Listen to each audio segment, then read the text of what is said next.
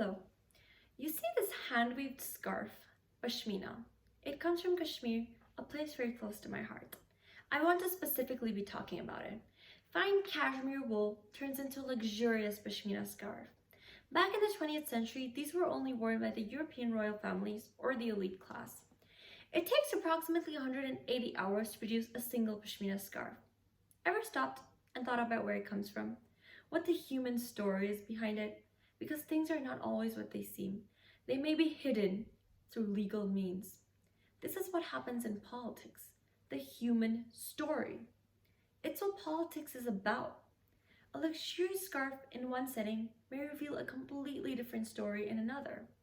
What I want to talk about is the influence and relationship of power, prevalent in places such as Kashmir. One simple example everyone can see is how power corrupts language. English philosopher John Locke mentioned a reason behind this, to unsettle people's rights.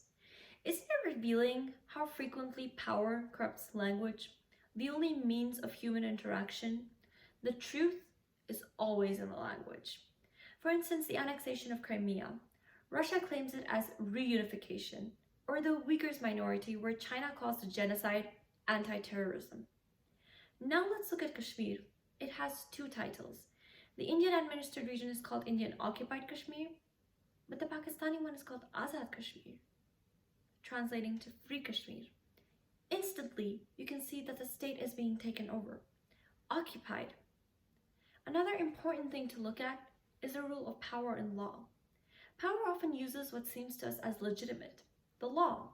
In reality, it's illegitimate. Corruption may seem perfectly legal because it's being hidden behind laws. Similarly, these are the ways in which the annexation of Kashmir has always been about laws, legitimizing heinous actions. The Indian Parliament created an act called AFSPA in 1958. This grants the Indian forces this power to liberally advocate human rights violations in Kashmir. It allows them to abuse power freely. You must have heard of the statement in Orwell's books such as Animal Farm. Power always corrupts. And it mostly affects those that are the weakest or out of sight. No surprise then that women in rural areas are amongst the most vulnerable. We have to change the perception of understanding the way women are treated in Kashmir. This is not negotiable. It has to happen right now. 17-year-old Asya lived in Shopian district, a rural area of Kashmir. An absolutely beautiful village, just as many other of the Kashmir Valley, full of orchards with fresh apples, red, yellow, or green. Asya was just as keen about their family orchard. She would frequently visit it with her sister-in-law. Excited, on a spring day in May 2009, Asya went to visit their orchard, to see the beautiful apples growing and inhale the fresh air, and simply enjoy a warm spring day. Such a simple human pleasure, the pleasures of being alive. That day, Asya did not return home. Her family set out on search because she did not return on the usual time. When we don't come home at the normal time, our families would call us or message us. What about Asya?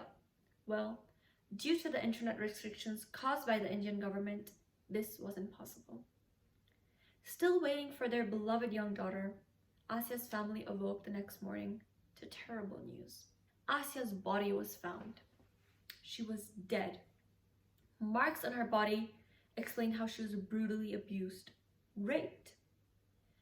The Indian forces once again reminded the innocent citizens who is in power that their land is occupied. Not only did they sexually abuse and rape this young girl, but also murdered her, yet no punishment took place. The aggressor as usual denied the truth, being saved by the power and law legitimizing their crimes. Feminism has brought light to many of the brutalities women face, but disputed regions immensely undermine this because of political complications. A hanger, Asya's brother, said in 2018, "I have no faith in Indian institutions." After 9 years, his little sister has not received justice. This is one of the thousands of cases that Kashmiri women, especially in rural areas, have experienced. We must question this form of power abuse. We need to change the perception of understanding the way women are treated in Kashmir. It has to happen now. From one perspective, this is a pashmina scarf, beautifully handwoven in Kashmir. From another, it tells the story of the abuse that women experience in Kashmir. To protect ourselves from the abuse of power, we must always look for the human story behind the pashmina. It is the only way to find out the truth. This is what politics is fundamentally about. It must always be looking behind the language, behind the law, at the human story. This is what makes politics so important.